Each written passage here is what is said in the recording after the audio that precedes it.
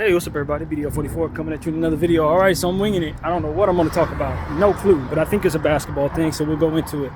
First of all, Wemby. He put up an Anthony Davis-like line yesterday. He didn't have the 7 steals, but he had 7 everything else. Unbelievable. First rookie to ever do it.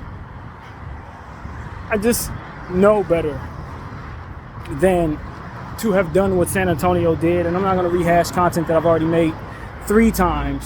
But I would have drafted him and immediately put something next to him that was worth it. There's no waiting for a guy like Wemby, dude. There's no waiting. He was already going to be a top 15 player after his first season. We know that.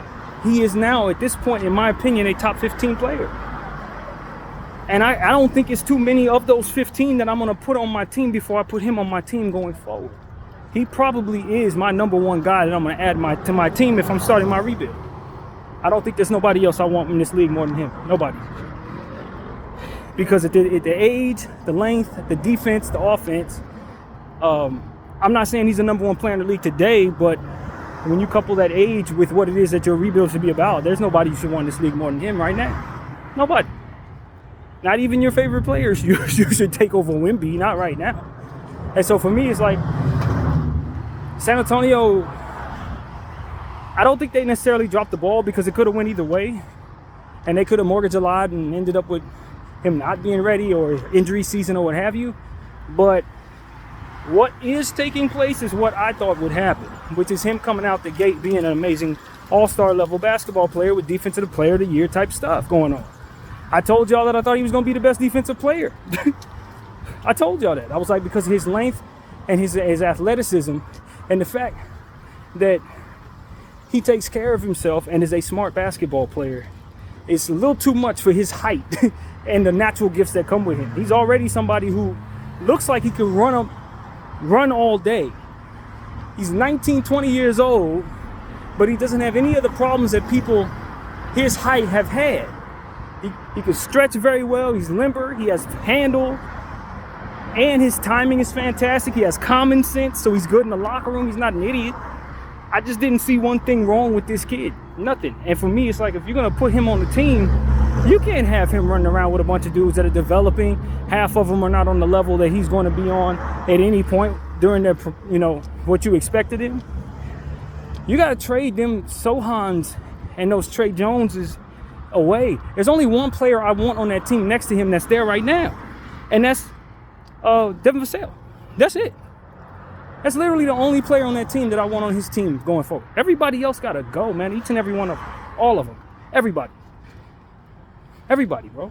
They're not on his level. They're not going to be on his level. And if he's trying to win as soon as I think he's trying to win, then they need to be gone next season. No more of this. San Antonio, you're not rebuilding anymore. As soon as you draft that kid, your rebuilding process is over. It's over. Because even if you bring in the top overall pick of this year, you got to wait on him. Wemby ain't nobody you got to wait on. So trade those picks and bring him the talent that he deserves to play with, or you're messing with him historically. It's basically what I'm telling to you. You're messing with him historically. He is not somebody who needs to be waiting on any team, any teammates of any kind. If you ain't ready to win, trade him somewhere to where they are. Period. That's literally it. Ain't nothing else to talk about. It's the same thing I said 6 months ago. I'm even more doubling down on that now. Because Wemby was always that good, man. We could tell. We could tell before he even started. He was this good. And so this is nonsense. San Antonio is full of it. They got all the assets in the world to trade away, and they got this kid playing with garbage. I'm offended by it personally, and I think most of the NBA is too. And I told these people, I told all of them, somebody needs to go play with Wemby. I said this. Somebody needs to go play with this kid because he's too damn good for this. Dame Lillard want to go play with Giannis. Okay, we'll see how it turn out, but your ass should have went to San Antonio, like I said, because they got the assets to bring you what I said would otherwise be enough to get what you want on the team. The Milwaukee Bucks don't have that. Their asset class is not very good. It's not. And they had to trade away most of it to get you. You understand what I'm saying? So I said it to Dame, man, look, San Antonio is where you wanted to go.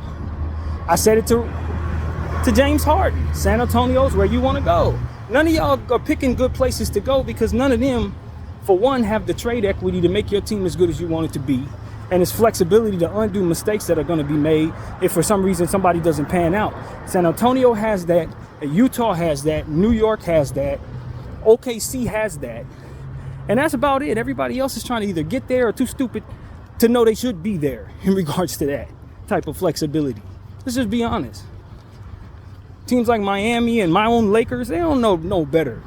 They don't know no better. They keep doing stuff the old way, and they wonder why they can't get the players they want. It's because you keep mortgaging every damn thing. These are the places that didn't. These are the places that took advantage of those teams. And as a result, they got everything they need. And now San Antonio has Wemby on top of that. And some of y'all should have gotten in early. A guy like Dame or a guy like James Harden should have gotten in there early. Should have got in there early, man. Now it's too late. Now it's basically too late. Now everybody and their grandma gonna be kicking down the door to try to play with that kid. And y'all could have been in the door already. But nah, y'all wanted to play with an old star. We gonna play with Giannis. Giannis already been Wemby. He's been that already. You understand what I'm saying? He already did that. And now his team doesn't have the assets. Unless they trade you, Dame. You wanna go play with Kawhi Leonard. We'll see how it works out for the Clippers. I don't think it's going to. He just got beat by Atlanta yesterday. That team ain't that great. None of y'all improve y'all can do anything. Y'all need to be trying to play with the next superstar. That's what you need to be doing. Nobody want to do it. Nobody want to go there. All right, cool. You don't want to go there. Now they're going to be big game hunting, and some of y'all going to wish y'all did. Told you. That's just what it is. I told these guys. But, yeah, man. As far as some of the other ones, these other teams, man. Some of these teams are the same teams I've been thinking about. That's why I haven't made an an NBA chat video, because a lot of these teams that I have on my mind are the same ones I had on my mind last time. So it ain't gonna be much new content. The same opinions. What I am interested in is what's going on with the Houston Rockets and can they catch the Western Conference? And that's curious to me. Can they catch the Western Conference? The answer is maybe. Maybe. The way things are going right now, with them playing the likes of Portland and Washington coming up, yeah, they should be able to catch up. In my opinion, if the Lakers don't beat the Hawks tonight, you know, they're going to be that much closer. So it's like these are the type of things that you take into your own hands when you win. Losing takes your fate out of your hands. Winning puts it back in it around this time of year.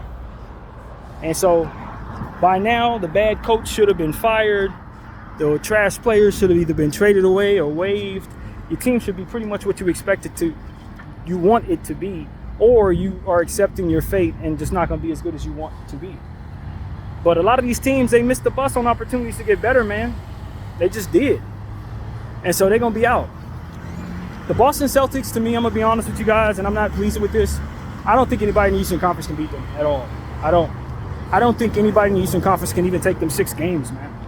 Not if they do what they're supposed to do. Now, they have inexplicably played bad in situations where you expect them not to. Obviously, my Lakers beat those Celtics without Bron and AD. That should have never happened. Some of the stuff that I've seen from the Celtics make you understand that what's in the way for them is, in my humble opinion, coaching. Missoula's cool, but Missoula ain't great, man. And Missoula's got a lot of growing to do. And because he has a lot of growing to do, I don't think the team is ready. Even with this souped up talent, he may get in the way.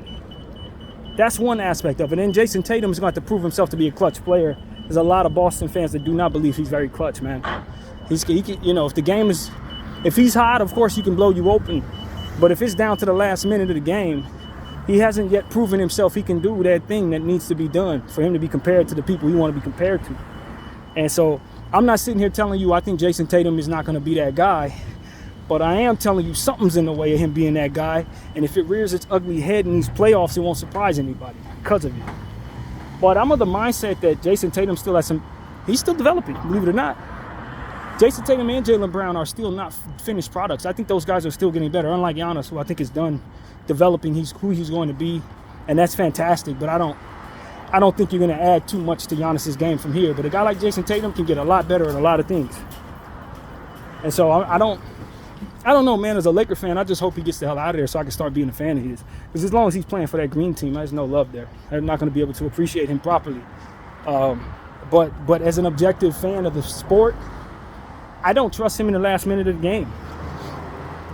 I think he's going to do things that I don't agree with. And he's proven that this season, last season, year before that, I mean, he just hasn't proven himself to be somebody who's very clutch, man. He don't have that dog in him, as some of them Celtics fans been saying. And I don't watch a lot of Celtics ball, so this is just me paying attention from afar. But he don't appear to have that dog in him. And if they're gonna give him $350 million to top Jaylen Brown's $300 million, yeah, they got a deep team right now that's good enough to win. But I don't know you're gonna be able to keep that type of depth around those two contracts, man. You're probably gonna end up trading one of them contracts before it's over. Some things you just gotta anticipate, man. They got to the finals one year. Maybe they get to the finals this year and capitalize on that. But I would be hesitant to keep both of those contracts long term. I would have intentions of being able to move on from one of those two guys if I'm the Boston Celtics. Because if Porzingis is going to age in your uniform, which with the injuries that he has could be a thing, Jrue Holiday's going to age in your uniform. I think he's going to be very good as he ages, but not good enough to where you want him on a max type contract. Derek White is the truth, but I do think Derek White is just shy of a star player. So I don't know that I want him to take on any bigger of a role than he has right here. So it's a lot of stuff. It's like, okay, you're going to go forward with this, what you have. And while it's all spry and young right now, I don't know that going forward it's going to remain that way. You're going to need Jason Tatum to get better at certain things. You're going to need Jaylen Brown to get better at certain things. And they, in my humble opinion, haven't proven to be able to attack their weaknesses as well as they need to. I don't think so. They need Jaylen Brown needs Phil Handy. He needs somebody to help him work on his left. You know, honestly, if he's going to make $300 million in this league, he has got to get better at some of his strongest weaknesses, and we all know what it is his hand. He take care of that, he's going to be a superstar easy. But, you know, going up against elite defensive players, they're going to turn him over. They're going to turn him over. We've seen it already. And so that's what makes me hesitant to be so concerned as a Laker fan that Boston's going to get 18. They're sort of like the Clippers to me. I don't really trust them, man. I don't trust them. I trust Jrue Holiday because he's proven he can win it with the Bucks. But even in saying that, I've seen him play poorly in the playoffs just the same. So it's like, Porzingis, I don't trust him to stay healthy at all. And so I don't know, man. Boston they are the best team in the league in the regular season. But I do think that somebody in the Western Conference, particularly the Denver Nuggets, if they're there at the end, I think the Boston Celtics probably going to lose that. I think Denver will beat them in the finals if it comes to that. And if it comes down to it, the Denver Nuggets are, if I'm being honest, I think they're a very, very great team at this point. They've shown that. They don't have a whole lot of depth, but apparently they've been able to get the next man up mentality with those guys. And some of those dudes that they've picked up in the draft can get better from here. So even though I don't think they're that deep this year, that doesn't mean they're not going to be even deeper next year when you have more of what it is they've been drafting over the last 2 years start to take on roles with their team. As guys like DeAndre Jordan start to fade away, or Reggie Jackson, we'll see some of the dudes that they drafted start to take on roles. So, you know, I like how Pierre Watson is developing, and that's a major piece for them going forward. So, you know, Denver Nuggets aren't going to get any worse, I don't think. Not at all. And that means they could win multiple championships. And judging by how strange the Western Conference is right now, if I'm looking around the West, there are a lot of teams that can compete with one another, but I don't know if they can compete with them, to be honest with you. I don't know that they can compete with them. And I do believe Jokic is the best player in basketball right now. I thought he was last year, and I have nothing has changed. I still think he's the best player in basketball right now. It just is, man. Which is strange because he's not a guard, shifty, you know, moving around like that. He's a center, so it's a little awkward to say a center is the best player in basketball if his name isn't Shaq or Kareem. But this is that. This is definitely that in my opinion. He's the guy to overcome right now.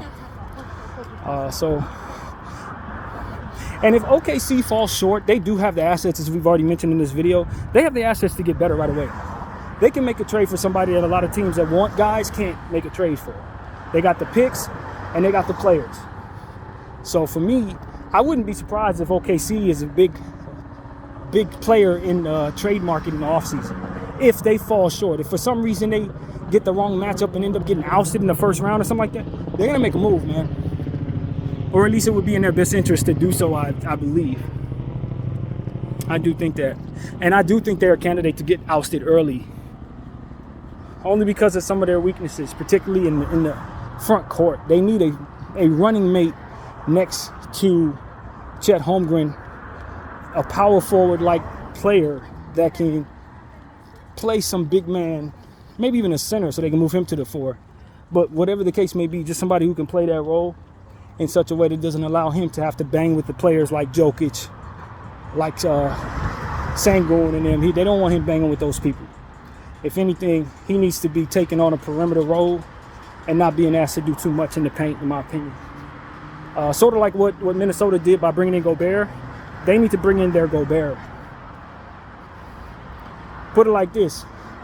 If, for some reason, Miami did the inexplicable and decided to put Bam Adebayo on the block, OKC would be the team that I would say go get him. That's the type of piece they need to go get. And they have that piece in place. It's curtains from here. It's curtains. That's who they need, a banger. They need somebody who can push people around. And they got the assets to go do something like that. So I think that's a big deal, man. What I want to do is take a look at what type of centers are going to be coming out of the league draft this upcoming season. Because if there are any centers whatsoever worth having, I can see them getting drafted before they normally would most years, man.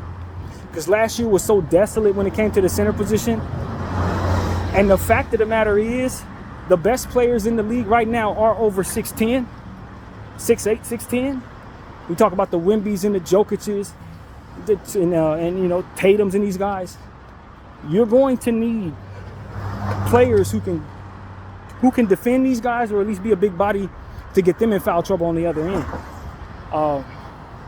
So I think the center positions, I'm not going to say at a premium because nobody wants to pay centers in this era, but it's hard to get away with going up against some of the teams that are going to be contenders going forward without him. So if like the Lakers, for example, we need a center. Even if he ain't that good, we probably should use our pick, whatever pick we have, if we get a pick, on whatever the center would be at that range we're in. If it's the second round, we need a center, dude. And maybe we pass up on some players that we otherwise wouldn't pass up on to get them. But that's how bad it is for us. I ain't going to say we're in the same boat as Dallas was last year when they took Lively, but damn near. So the Lakers, we're one team that needs to be in that OKC as well. And those teams that have really good centers already, you need to keep them. Pay Sengun, Houston. Pay him. I don't care about that injury. I don't care. You pay him. That kind of thing. You know what I mean? That's what's going on in the NBA. Because at the end of the day, we're entering a new era now. Now you got to deal with Wemby. And if you don't have that piece, he's going to shoot over everybody. And it's going to be MVPs for him from here on out. That's it. It's going to be him and Jokic going at it for MVPs until further notice, basically. That's the God's honest truth. And so, I don't know, man. I'm very curious to see what happens in the NBA from here on out. Because on one hand, it's a shortage of centers that have been in the league that are really worth paying, but the best ones are the best players. So it's kind of tricky in that way. You just don't really know what you're going to get as it pertains to the type of teams that are going to be building going forward to try to match up with these OKCs and all these different teams that are coming through with big players. It'd be best to have a couple of these guys on the roster. And the problem is, some of the ones that you're going to bring in are going to be duds, stiffs, or guys that ain't that good or what have you, just to put that type of talent on the team. And that has been a mistake that was made in the 80s when it was the Centers League. We learned that lesson. Some of the dudes was trash, super trash. They're just big people that athletes dunk on. They didn't really have a whole lot to them. We don't want to return to that era, but I'm afraid Jokic, Sabonis, and all these centers, Wemby, they're forcing us back into that era. And it's unfortunate. It's really unfortunate. But that's what it is. Sarr is coming into the league. He's going to be another one, man. It's just very unfortunate to have to go up against such talented centers in an era where most of these tall dudes aren't really skilled like that. But the ones that are the best players on the planet. So, yeah, we got work to do, NBA fans, in trying to, or NBA teams rather, in trying to build your team properly going forward. If you don't have a 7-footer who can dribble the ball and shoot, you ain't gonna be able to compete. You ain't gonna be able to compete at all. So just like shooting was at a premium about 4 or 5 years ago, and you start seeing shooters getting all kinds of money, now you're gonna see them big stick figures. I can't speak today. Big stick figures, 7 feet tall, and getting all the money. And the Bowl's gonna be getting like $70 million because you're gonna need a player like that on your team. So this is gonna get interesting, man. I think we're exiting the 3-point shooting era and entering the 7-foot guard era, basically. So yeah, man. What other teams are interesting to me? I'm curious to see what happens with the New York Knicks, because they are a candidate to get ousted early. They're also a candidate to catch people off guard for those who forget what it is that they're missing and that it could come back. A guy like Julius Randle comes back. If he's 100%, suddenly the Knicks go back to being the Knicks they were at the beginning of the season. You know, especially if they get Robinson back, which from what I understand, they couldn't get their injured player exception because they were expecting him to come back or what have you. He ain't back yet. But if he's coming back, they're interesting. So I think the New York Knicks are a very interesting team. And unlike Jason Tatum, I trust Jalen Brunson down the stretch of basketball games. I think he's going to win that game. If Julius Randle doesn't try to force it himself. If Julius Randle wisely defers to Jalen Brunson down the stretch, I think they can win games. If Julius Randle tries to force it like he's prone to do with his ego, then the Knicks are out of here early. They come and go with the wise nature of Julius Randle. He can make or break them just by being himself. And that's the God's honest truth, man. They're as good as Jalen Brunson takes them, as far as Julius Randle allows them to go. If he don't allow them to go nowhere, and he wants to take the last shot every time, or he want to go shoot 12 threes, then they're out of here probably in the first round. So him coming back determines a lot of what it is their ceiling is, but him coming back probably lowers their floor in some ways. Yeah, I think that's exactly what I think. And it wouldn't be the worst idea to move him in the offseason. It would not be the worst idea. For a piece that is equally as talented and as valuable, but a lot less likely to want to move in ego over wisdom. And that's coming from somebody who watched Julius develop. So I have some understanding of what I'm talking about here. But he's also somebody who can go for a triple-double. He's also somebody who's a talented passer. He has good floor vision, but he don't always use it when he should. He want to be the man. And I'm telling you, he ain't the man. As long as he knows that and believes that and allows the man to do what the man does, he can walk away with a championship with the Knicks. But he gotta be able to put that ego down, man. And I haven't seen him be able to do that. I haven't seen that. So that's the God's honest truth in regards to him, in my opinion. So, yeah, man, the Knicks. The interesting team for me is the Cavaliers, as I told you guys, in the Eastern Conference. I think if anybody has a chance to upset the Celtics, is probably the Cavs. I don't believe in the Milwaukee Bucks. I really don't. The only thing on that roster that I think is playing up to the level that it's supposed to is Giannis. Everybody else is not. I like the acquisition of Patrick Beverley, but that's more so for motivating purposes and character purposes for the team, not necessarily what you're going to see on the floor. I like Bobby Portis. I don't want to, poo-poo some of the pieces on that team that are really good. Bobby hasn't played bad at all, but everybody else on the team, man, Dame Lillard's not having that time of season. And I know he's coming off a fantastic game. He really did explode against the Phoenix Suns, but I don't know. He'll come out and have a 1-for-12 game next up. He's just been too inconsistent. And a lot of what his comfort zone comes from is being the only guy on the floor that's going to get the ball. As we know, he played that well because Giannis wasn't on the floor. So he never wanted to be in that situation. He knows himself well enough to know he needed to be the man in the offense. And that's why he wanted to go to Miami. Because if he would have went there, Jimmy Butler's going to defer. And the rest of those players are not going to be on his level or would have been traded away in order to get him. So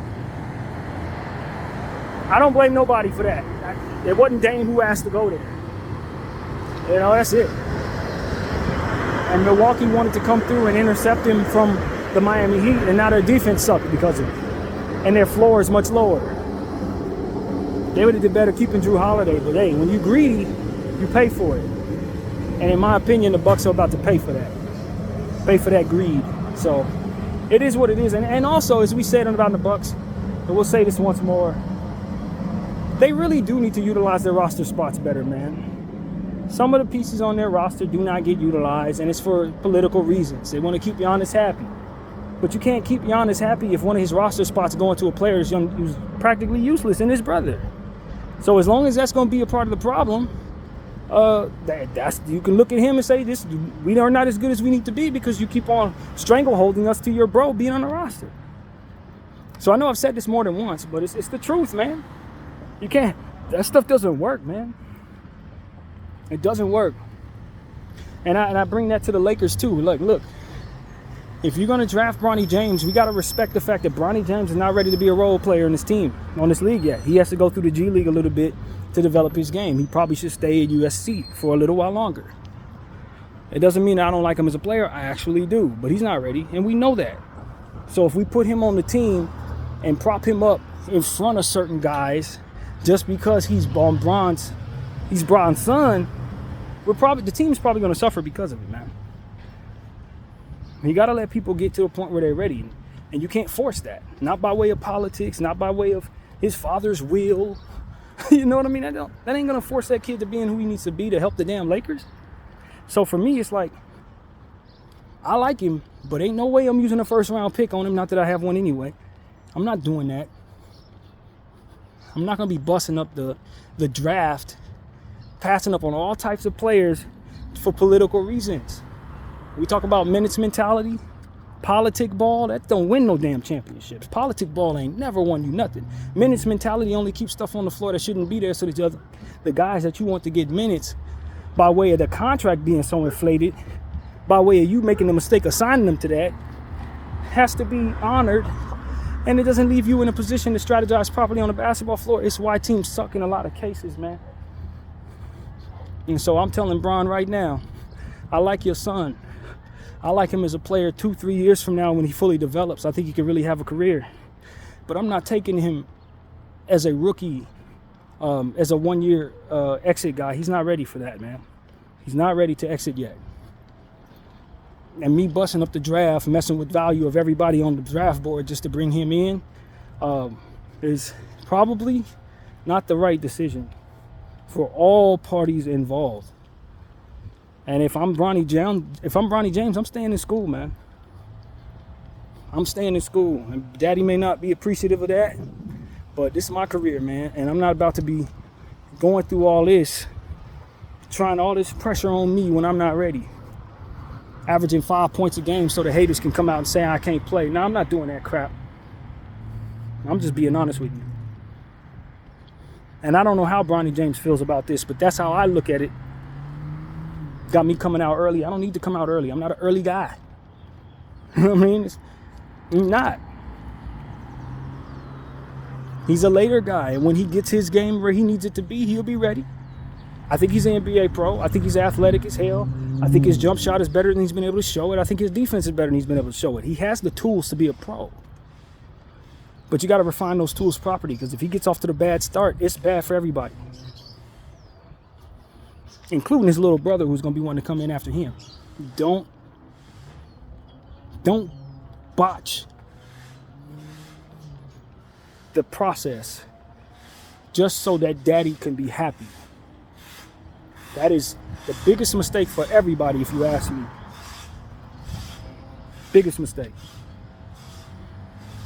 You know what I mean? That's daddy's dream. That ain't little man's dream. Little man's dream is to get in the league and be the best he can be. He ain't never gonna live up to LeBron James' name. Even if he all-star every damn year, he ain't gonna be that. And the haters already gonna pick apart every little thing he do. They're already doing that. Off of the strength of their hate for his father. It's tough enough he gotta have that damn name. And now you trying to force him into the league, bro? No, man, no. Somebody gotta say this and say it and mean it. No. Y'all gonna botch the whole thing. You're gonna make basketball not even fun for this kid. No. You understand what I'm saying? Let him go on his own path, bro. Let him stay in school. Let him get better. If it takes another year, 2 years for him to get into the first round as a real prospect, let him do that. Let him come out when he's ready. Not try to force himself into the league, not be ready, fall flat, disappoint, and then confidence goes out. Hell nah, man. No. Somebody got to tell the truth about this. Ain't nobody going to be happy if all that plays out the way I think it's going to play out. And if he gets on the Lakers and ain't good, as bad as our situation is this year, he ain't going to be getting a whole lot of love, man. It just ain't going to be that. And people ain't going to be getting on the floor because of him. Because he got to get his minutes. Oh, no. No. You're going to get a coach fired before he even get through the door. No.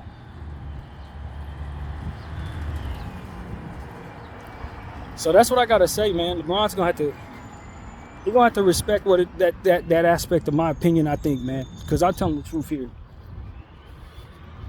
He just ain't ready. And he will be.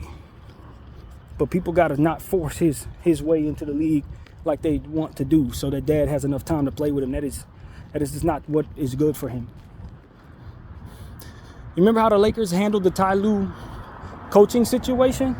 Thinking that they didn't want to give Ty Lue a 4th year because LeBron James was only going to be on for 3 years. And you look up 5 years later, LeBron's still on the team. That is exactly what you don't want to happen in regards to Bronny's career. You force him into the league thinking daddy only got 2 years left and daddy plays till he's 45 years old. No. Hell no. Not doing that. Not if people know what the hell's best for the youngster. They ain't gonna be looking at the youngster's clock and then looking at daddy's clock and saying he has to align with dad. Absolutely not. Not with where we are now. No. Not with where we are right now. If he was playing better, if USC was a good team and you could justify drafting him, then yeah, cool. But right now you can't. Not without botching up the value of other players. Not without forcing him into a situation he doesn't appear to be ready for. No. So that's what I want to say about that. I just think people should really seriously consider what I'm saying here. On all fronts. Especially Clutch. Especially his dad. No, fam. Because at the end of the day, if you botch this, you still got your other son who gonna want to come into the league and they gonna mess with him off the strength of how this was handled. No. Don't even set your team, don't even set your boys up for that. Don't even set them up for that, fam. So that's what I want to say. Hopefully somebody sends this video to Bron. I've said this on camera several times. I wasn't as serious about this in the past because I was a little more optimistic that Bronny could string together a very good rookie season. You know what I mean? But first year in college rather. But now that is coming to an end and USC is such a bad team. You know what I'm saying? No. Averaging 5 points a game? No. Not when I know all he needs to do is stay in school for 2 more years. He'd probably be averaging 15, 20 points a game. Hell no. Wait that out. Wait that out for the betterment of the kid. So yeah, that's where my mind went. What else, man? What else is there? How do you follow that up? I think at the end of the day, man, I think it's a good chance that the Denver Nuggets and the Boston Celtics are on a crash course collision for one another in the finals. And I just don't think either side has enough power, either conference, to beat those two teams in a 7-game series. You may be able to get a couple games out of them, but you ain't gonna be able to win this. You ain't gonna get them 4 times. Not before they get you 4 times. I just don't think any team is constructed properly to really do that right now. You're gonna need some help from the injury gods. You know, that literally that. To knock off either one of those teams at this point. Boston is souped up because of the stupid Milwaukee Bucks trading away Drew Holiday to the Portland Trailblazers if they weren't going to retrade him somewhere, and you had to anticipate one of your biggest rivals being the team that tries to get him. Stupid. Stupid as hell, man. Just so you can bring in a player that don't want to be there any damn way. Stupid as hell, bro. And look, as a Laker fan, if I'm being honest with you, I really am angry at Milwaukee for doing that, fam. I am. I don't know that I've articulated this in this way, but I think they may have actually given the Boston Celtics number 18, man. Knowing damn well that's not what they wanted to do. But they're greedy and stupid. And as a result, this is what happens. And you know how I know they're stupid? Hiring Doc Rivers and letting Costas, or what is his name, the other Antetokounmpo, stay on the roster spot. That's how I know they ain't thinking with the smartest head right now. They're just not. Those two things that you're not going to do if you're trying to win a championship. Trading away Drew Holiday, who's a fantastic two-way player, for Dame Lillard, who does not play defense at all when you have bad defensive issues. And then going to turn around and bring in Malik Beasley to play his at the shooting guard role next to him. Like, how does that work, man? How does that work? You went from having a fantastic defensive backcourt to no defensive backcourt? And you think offense is going to get it done for you? I mean, just stupid, man. Absolutely stupid. They still ain't played that Lindell Wigginton kid that I told y'all they should have been playing. He should have been developed. Nobody even know he back there. Marshawn Beauchamp ain't getting developed properly. It's like, man, I don't know what happened to the Bucks, man. It's like they turned the franchise over to Giannis. They turned the franchise over to Giannis, man. That's what it feel like to me. And everything he say go. Problem is, he ain't no good GM. He proved that when he was drafting those teams versus LeBron in 2 years they did that crap in the All-Star game. He ain't a good GM. Let's be honest. No pun intended. Let's just be honest. He is not. And so when they turn the franchise over to him, he's like, yeah, give me Doc. No, you don't want Doc. They put my brother on the team. No, you don't want your brother on the team. These are bad decisions. These are terrible decisions. You let, what's his name? The kid that went to Phoenix go. I don't know why you let him go. He's one of your best role players. He's 10 times better than he was last year. Way more reliable than he was last year from behind the arc. You let him go. You re-signed Brook Lopez. And Brook Lopez is like 1 year younger than me. And I'm old as hell. Like, what are we talking about? Had his brother on the damn team eating up a roster spot. Like, I'm so sick of Milwaukee, yo. I'm sick of Milwaukee. As good as they could be, they are so much worse than they need to be because they keep doing stuff like this. And people want to call them a contender. They ain't no damn contender, man. They're not contenders, bro.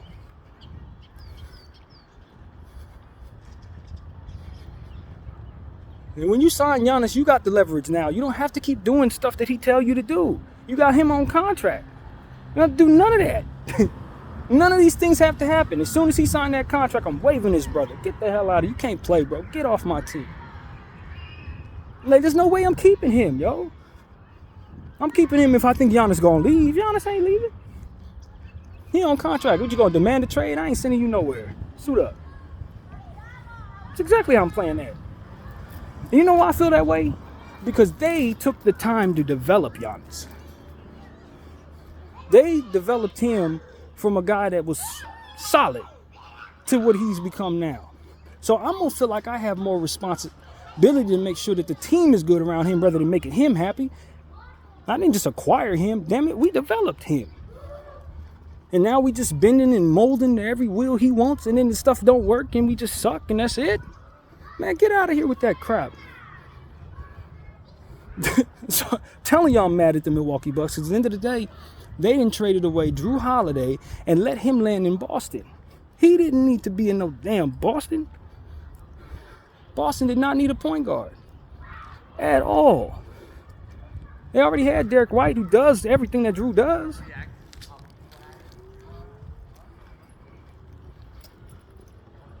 I'm telling you, man, Milwaukee Bucks is the most annoying team in the league this season, man. By far the most annoying team in the league this season. And they did nothing right. All they had to do was let Dame ass go to Miami or let him stay in Portland. It wasn't your job to go intercept him like some Clipper Chris Paul bullcrap. That wasn't your job. Did it work for the Clippers? We just gonna bring him here. Why? Because Giannis said. Giannis told you to do all that other stupid stuff you did. Shouldn't have did none of it. And what was y'all hiring Adrian Griffin for in the first place anyway? Adrian Griffin was a first-year coach who had never proven himself to do anything. Was that Giannis too? I think it was. Probably wasn't Giannis' decision. Just bad, man. I'll tell you right now. Basketball players who are superstars, you got to understand, you are not a GM, fam.